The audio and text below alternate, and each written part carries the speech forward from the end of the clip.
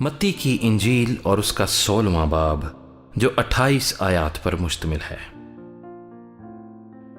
پھر فریسیوں اور صدوقیوں نے پاس آ کر آزمانے کے لیے اس سے درخواست کی کہ ہمیں کوئی آسمانی نشان دکھا۔ اس نے جواب میں ان سے کہا، شام کو تم کہتے ہو کہ کھلا رہے گا کیونکہ آسمان لال ہے، اور صبح کو یہ کہ آج آندھی چلے گی کیونکہ آسمان لال اور دھندلا ہے۔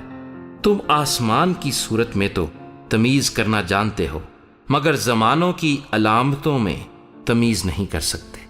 اس زمانے کے برے اور زناکار لوگ نشان طلب کرتے ہیں، مگر یونا کے نشان کے سوا کوئی اور نشان ان کو نہ دیا جائے گا، اور وہ ان کو چھوڑ کر چلا گیا۔ اور شاگرد پار جاتے وقت روٹی ساتھ لینا بھول گئے تھے۔ یسوع نے ان سے کہا، خبردار، فریسیوں اور صدوقیوں کے خمیر سے ہوشیار رہنا۔ وہ آپس میں چرچا کرنے لگے کہ ہم روٹی نہیں لائے۔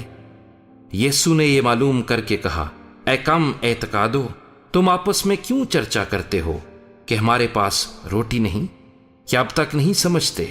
اور ان 5,000 آدمیوں کی 5 روٹیاں تم کو یاد نہیں؟ اور نہ یہ کہ کتنی ٹوکریاں اٹھائیں؟ اور نہ ان 4,000 آدمیوں کی 7 روٹیاں؟ اور نہ یہ کہ کتنے ٹوکرے اٹھائے؟ کیا وجہ ہے کہ تم یہ نہیں سمجھتے کہ میں نے تم سے روٹی کی بابت نہیں کہا؟ فریسیوں اور صدوقیوں کے خمیر سے خبردار رہو۔ تب ان کی سمجھ میں آیا کہ اس نے روٹی کے خمیر سے نہیں بلکہ فریسیوں اور صدوقیوں کی تعلیم سے خبردار رہنے کو کہا تھا۔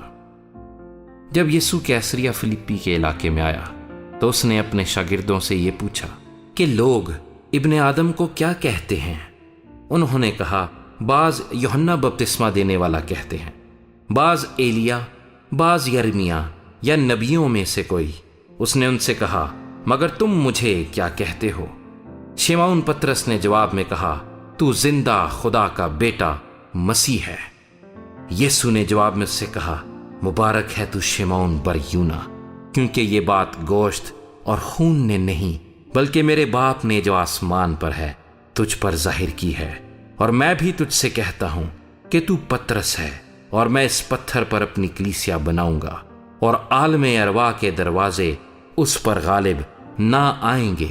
میں آسمان کی بادشاہی کی کنجیاں تجھے دوں گا، اور جو کچھ تو زمین پر باندھے گا وہ آسمان پر بندھے گا، اور جو کچھ تو زمین پر کھولے گا وہ آسمان پر کھلے گا۔